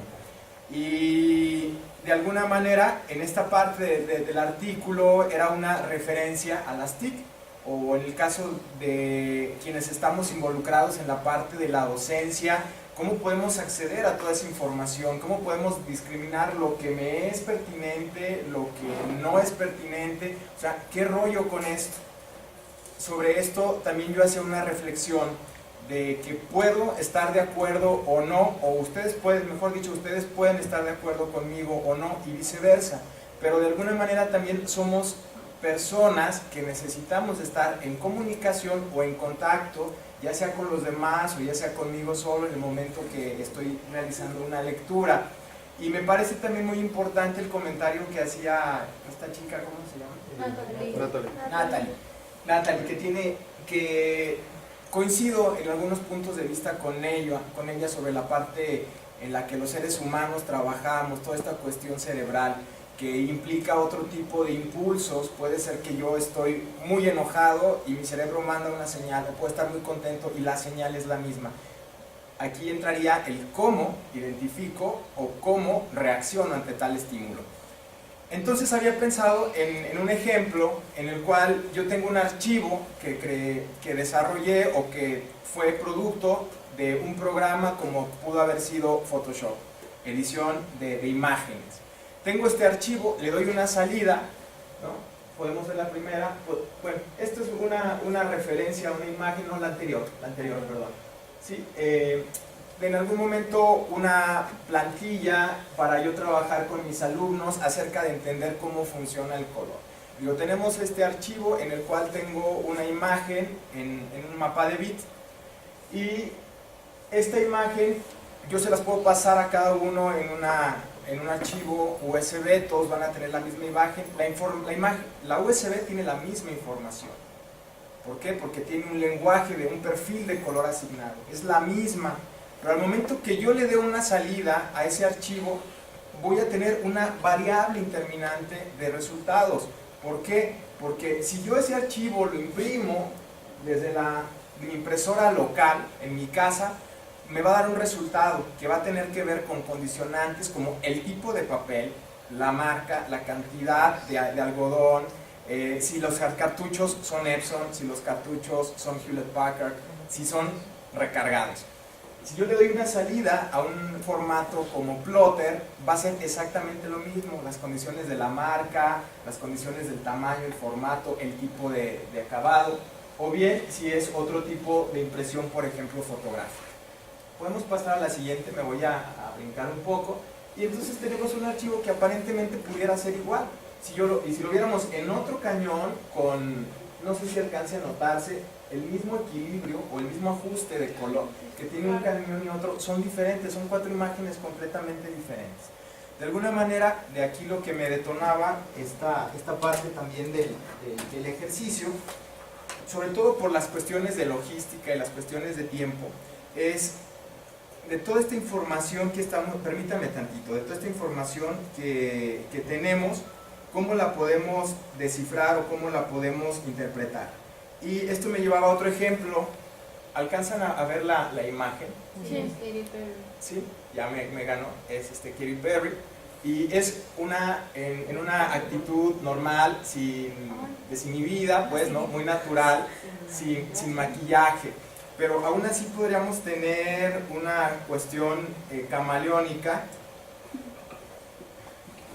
en la cual es la misma, con diferentes atuendos, con diferentes looks. Y de alguna manera también la idea era de que si yo posteo esto directamente sobre el cañón, pues hubiera sido más fácil, tuve que recurrir a la computadora para mostrarlo. Y esto cambia todas las plataformas con las que nosotros estamos trabajando. Si es el internet, si es un dispositivo móvil, si es una tableta, si es de mi computadora, desde el lugar en el que yo esté, mi perspectiva va a ser muy diferente en torno a estos temas. Y para cerrar esta participación, era el punto de, hay información, hay análisis que se está haciendo en torno a estos temas que se desarrollaron o que a cada uno de los que formamos parte de la maestría nos detona un aspecto diferente de cómo lo podemos interpretar, de cómo lo podemos resolver. Efectivamente, como lo comentaba también María en su participación o en el comentario que hacía, de alguna manera tenemos que salirnos o tenemos que estar dentro para poder dar ese punto de vista. ¿No? Lo que les decía al inicio, podemos estar de acuerdo o no, puedo estar aquí o puedo estar allá, pero para poder de alguna manera conocer cómo reacciona o cómo está funcionando todo este proceso, debo de tener ese contacto con ellos. Y bueno, ya para cerrar, era algo que originalmente había pensado en hacer, y creo que todo esto también tiene que ver con que infancia es destino. Y en la actualidad tenemos más acceso a la información, a los medios digitales como nunca antes se ha tenido. Tiene que ver con lo que comentabas acerca de qué pasa yo de niño si tengo que prender la televisión o tener la luz encendida para poder descansar o no. Ahora es completamente diferente. Me hubiera gustado enseñarles el video, pero los voy a dejar con la duda, porque ahí es donde entra mi parte de, yo puedo decir, sí me gusta y me meto en los medios. Soy un migrante digital. Realmente los que ahora están siendo o van a ser los nativos de los medios digitales son ahora los pequeñitos, o sea, nuestros hijos, sus hijos, son los que ya vienen en esta plataforma. De alguna manera nosotros estamos todavía como surfeando entre las olas de la cuestión digital. Mis compañeros lo vieron ayer el video, pero mi parte emocional, ¿no? Mi parte dura de decir, este tipo de cosas, yo trato de participar en Facebook porque tengo que mantener relación con mis alumnos o porque de pronto me interesa comunicarme con amigos que no puedo ver porque están en otros lugares del mundo o en otra parte del país. Y entonces es de alguna manera el decirle, hola, ¿cómo estás? Pero mi parte dura es decir, hay cosas que yo no comparto en Facebook, o sea, hay cosas que este medio no me llena o prefiero mantener un poco de privacidad. Y era un video de mi niña cuando tenía casi un año, sentada en la computadora presionando el teclado, ¿no? Dándole clics al teclado, a la pantalla, que en ese momento pudo haber sido algo muy simple, muy sencillo. Qué bonito lo hace la niña, el bebé, ¿no? Pero después de 4 años, mi hija es una niña hábil en las computadoras, trabajando, puede entrar a YouTube, a seleccionar programas, caricaturas. Es más, la herramienta con la que yo trabajo, que es una tableta digital, la domina a la perfección. No les puedo enseñar el video, pero se los platico, eso es de alguna manera. Perdón, en contraste con su niña nativa digital, yo nomás quiero hablar de mi migrante digital favorita, que es mi abuela de 81 años. No le digan que dije, ups, está grabado. Su edad, ella da una materia en el uso de las TICs aquí en la universidad. Ella da una materia en línea por todos los beneficios que tiene el estar dentro, o sea, el estar en su casa y estar en contacto con los alumnos y generando conocimiento. Entonces es como muy importante, ¿no? Estos polos, ¿no? Una niña y una persona adulta.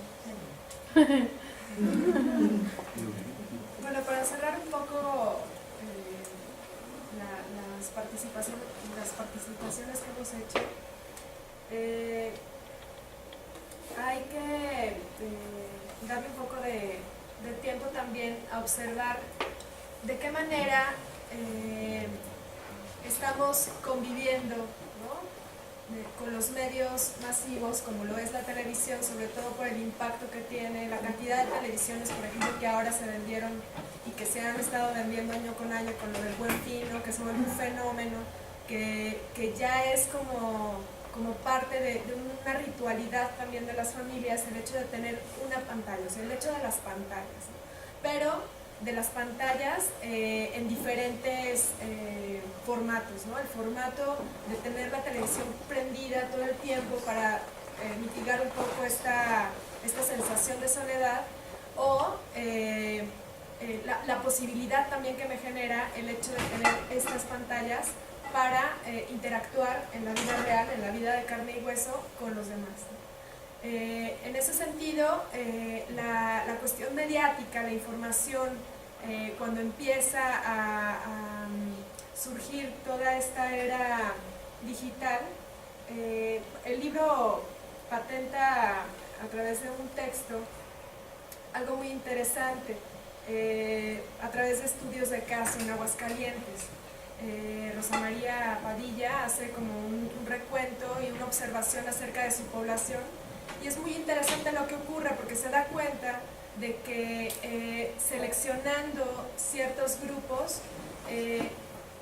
hay como una tendencia a que estos grupos obviamente busquen la información que les es pertinente. Es decir, en Aguascalientes seleccionó ella un grupo de japoneses y descubrió que realmente estaban más conectados con Tokio que con la situación que estaba en su contexto inmediato, ¿no? Es decir, noticias, la economía, todo lo que ocurría. Pero algo muy interesante que también ocurre dentro del artículo es que a partir de un hecho mediático, como lo puede ser un hecho violento en una ciudad de provincia que no tiene como estos hechos cotidianamente, el interés cambia de inmediato, ¿no? Ya estos grupos viran, o sea, su mirada dentro de sus estructuras cambia, y entonces la ubicación y el foco de atención se va a lo cercano, ¿no?, a lo material y a lo que está ocurriendo en el contexto. Sin embargo, cuando pasa esa nota, cuando llegan otras notas día a día, se va diluyendo y entonces regresa como esta misma estructura que tiene que ver con la cultura, con los intereses, tanto económicos, sociales, culturales, ¿no? Habla, por ejemplo, de los defeños en Aguascalientes. ¿Qué ocurre incluso dentro del mismo país? Como estas migraciones también van haciendo como muy interesante y muy rico la atención o más bien como el análisis que podemos hacer de estas atenciones que van teniendo los diferentes grupos a la información que se va generando, ¿no? La percepción, por ejemplo, de los defeños, como los nombra en el texto, es bien interesante porque ellos perciben que no se están enterando de las cosas que ocurren en el país porque migran a una ciudad de provincia, ¿no? Entonces, de lo que se enteraban en la capital ya no es lo mismo en relación a lo que se enteran en Aguascalientes en particular, ¿no? Entonces, son también las cuestiones de las percepciones, de cómo se manejan los medios en la localidad, en lo nacional, en lo internacional, y la capacidad que tenemos nosotros también de vincularnos a esos medios para poder tener como un vínculo o un acceso a la información que finalmente nos es pertinente y nos es como importante, ¿no?, saber. Entonces, pues bueno, vamos a dar pie más bien a hacer un cierre,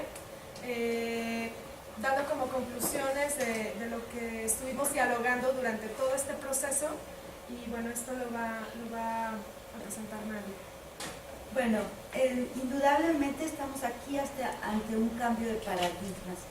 Lo que estamos viendo en la época actual es un paso entre los llamados medios de masas, que suponen los medios de masas, un emisor que es el propietario de los medios de masas, que está dando un mensaje a una gran audiencia, que es anónima, que es masiva, y de la cual se ve, pero desde lejos, la cual no tiene ninguna participación. Lo que ahora tenemos es un emisor, un receptor, pero este receptor se convierte en lo que llaman precisamente los autores un prosumidor, es decir, alguien que participa activamente en la elaboración de los mensajes. Desde luego en la comunicación hay que tener muy en cuenta el receptor, ¿verdad? El receptor es básico porque el receptor enfrenta, incluso si hablamos de los mismos medios de masas, al mensaje de acuerdo a su capital cultural, a su capital socioeconómico, etc. Es decir, no es lo mismo la manera en que un niño campesino enfrenta los mensajes de la televisión a un niño de la ciudad que está en contacto con los nuevos medios y que modifica totalmente su percepción. Por lo tanto, sí hay un cambio de paradigma, más sin embargo, se abre un abanico de preguntas donde podemos decir que se tiene que teorizar y se comienza a hacer esta teorización a partir de estas especificidades que presentan los nuevos medios. Ahora bien, este usuario como prosumidor es protagonista de una nueva manera de interactuar. Lo que tenemos es una convergencia muy grande de interacciones. Y como ya lo veníamos señalando, pues no hay una separación entre los medios en sí. Es decir, lo que tenemos es una amplia convivencia de medios donde por un lado tenemos los nuevos medios digitales, pero por otro lado tenemos la televisión, el periódico, la prensa, las revistas, y todos están interactuando juntos. Ahora, de acuerdo a todas las nuevas interacciones que son posibles por medio de los medios digitales, también va a cambiar grandemente las narrativas de los medios tradicionales. La televisión trata de imitar a las interacciones que se ven en los medios, en los nuevos medios, haciendo aceleraciones. Tenemos una multiplicidad de pantallas en la televisión, etcétera, etcétera. La prensa lo mismo, ¿verdad? Etcétera. Es decir, todos los medios no son ajenos entre sí. Lo que se conforma es una sociedad donde vamos a ver la actuación de los múltiples medios de manera paralela. Una de las principales características de los medios, bueno, va a ser que el usuario se convierte en prosumidor, pero que el usuario se convierte en prosumidor implica un concepto también muy radical, que es el concepto de la agencia, donde el usuario ya no es más aquel ser pasivo, sino que la agencia no solo implica acción, no solo implica que el usuario esté generando a partir de los mensajes, nuevos mensajes, dándoles la vuelta, criticándolos, etcétera, sino que también implica que hay una reflexión atrás de todo ello. Por supuesto, los problemas de la comunicación no se solucionan con los medios en sí mismos, pero estos nuevos medios abren promesas inéditas que han sido consideradas de repente de forma utópica como reales. Por ejemplo, el que se habla de la sociedad de la comunicación. Ya vivimos en una sociedad de la comunicación porque permite la interacción entre todos y todos estamos construyendo mensajes a partir de estas interacciones. Sin embargo, esto, como ya bien lo señalaban varios del público participante y mis compañeros, no es real, ¿verdad? Es decir, los problemas que carga la comunicación humana por sí misma, incluso la comunicación cara a cara, subsiste. Tenemos problemas con la comunicación, como lo han venido señalando varios autores y artistas. Aquí voy a traer a colación a un dramaturgo inglés, Harold Pinter, que fue premio Nobel hace 2 o 3 años. Pinter, por ejemplo, tiene una serie de obras teatrales, como una que se llama Paisaje, donde tenemos a 2 personajes viejos, un matrimonio sentado a la mesa que está entablando un aparente diálogo, pero que realmente cada quien de los dos miembros de esta pareja está hablando de sus propias cosas, no está escuchando para nada al otro. Cada quien está hablando, mas sin embargo logra construirse un diálogo. Entonces en eso Pinter es genial. Lo que Pinter nos dice al respecto es lo siguiente.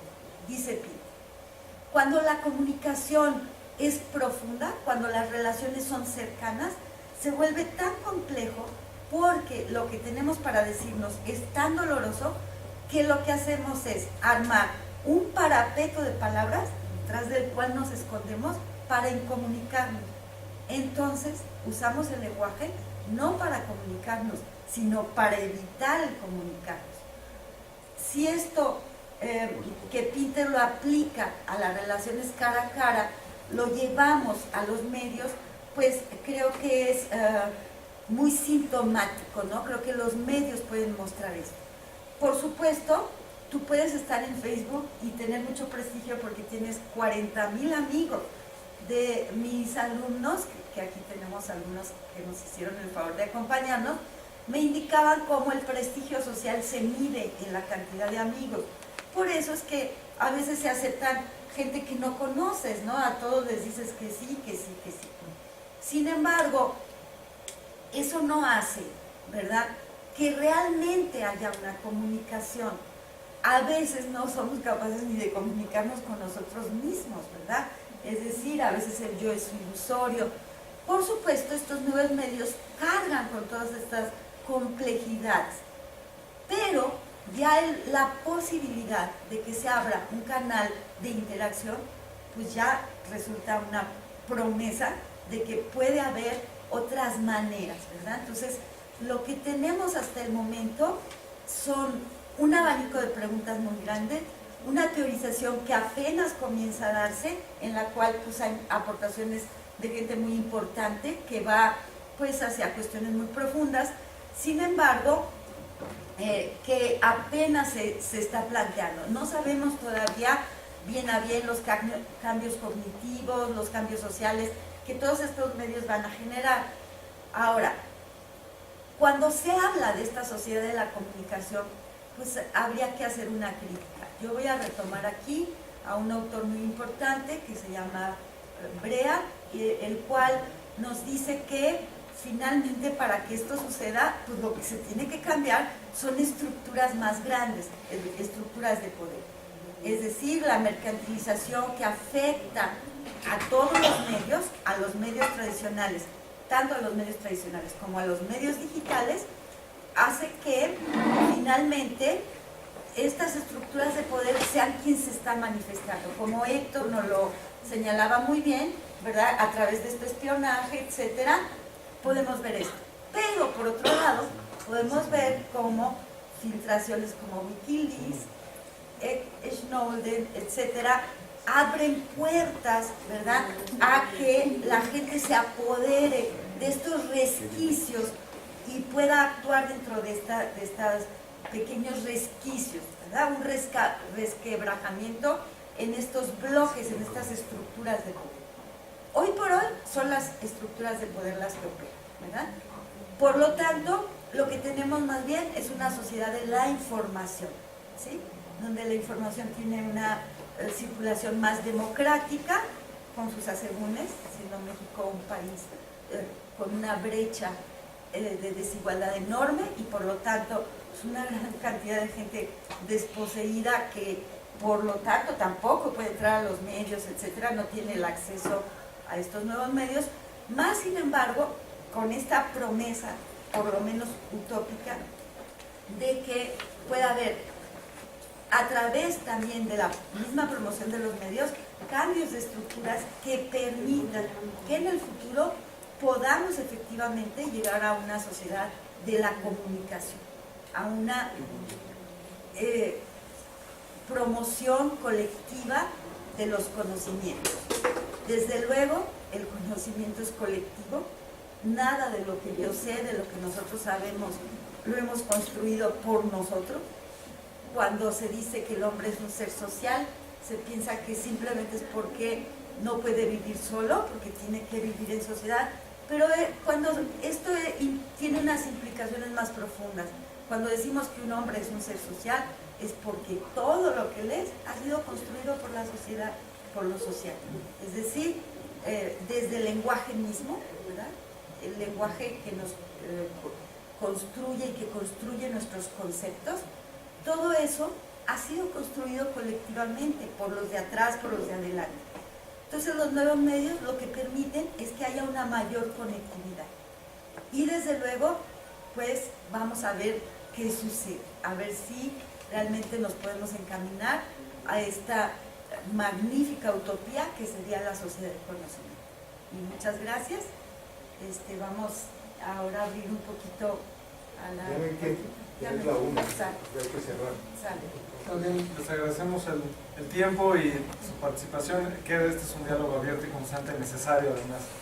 Y muchas gracias por su atención, por su paciencia, por sus comentarios.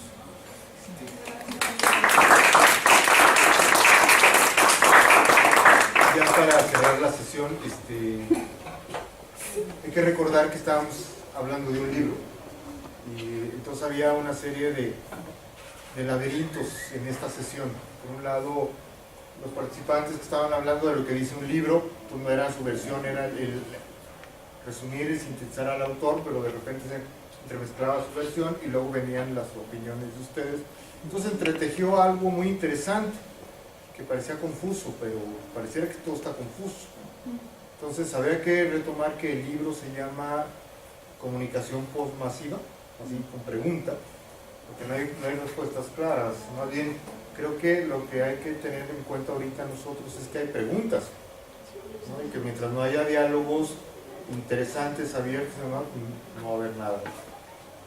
Yo cerraría esto, así ya para no extenderme más, diciendo, yo creo que lo que sí queda claro es que si, por lo menos en el caso de la comunicación, solo nos quedamos con la visión de que la comunicación es como antes, no vamos a entender muchas cosas. Tenemos que empezar a hablar ya en varios estratos de la comunicación, y hasta ahorita alguien dice que el estrato mayor puede ser comunicación postmedial, sociedad de la información o lo que sea, pero ya se necesitan otros techos, otras cúpulas para hablar de todo esto. Y ahí la preocupación académica en esa institución es que mientras no tengamos esa observación desde ese filtro, desde ese enfoque, y creamos que ya lo sabemos porque alguien menciona Jenkins o habla de internet, no es cierto. Se necesitan otros esfuerzos y otros trabajos para poderlo realizar, y me parece que con eso concluyo de una manera interdisciplinar. No es propiedad solo de los que estudian comunicación, no es propiedad de los que estudian sistemas, no es propiedad de los que estudian derecho, no es de los que estudian diseño, no. Es un trabajo que tenemos que empezar a nombrar todos en conjunto. Gracias a ustedes, a la maestría, a los alumnos de la maestría. Recuerden que era una sesión de trabajo, exposición de trabajo final, examen, etcétera, y además era el seminario. Gracias y gracias a todos los que estuvieron o no estuvieron aquí. Gracias a todos ustedes. Gracias.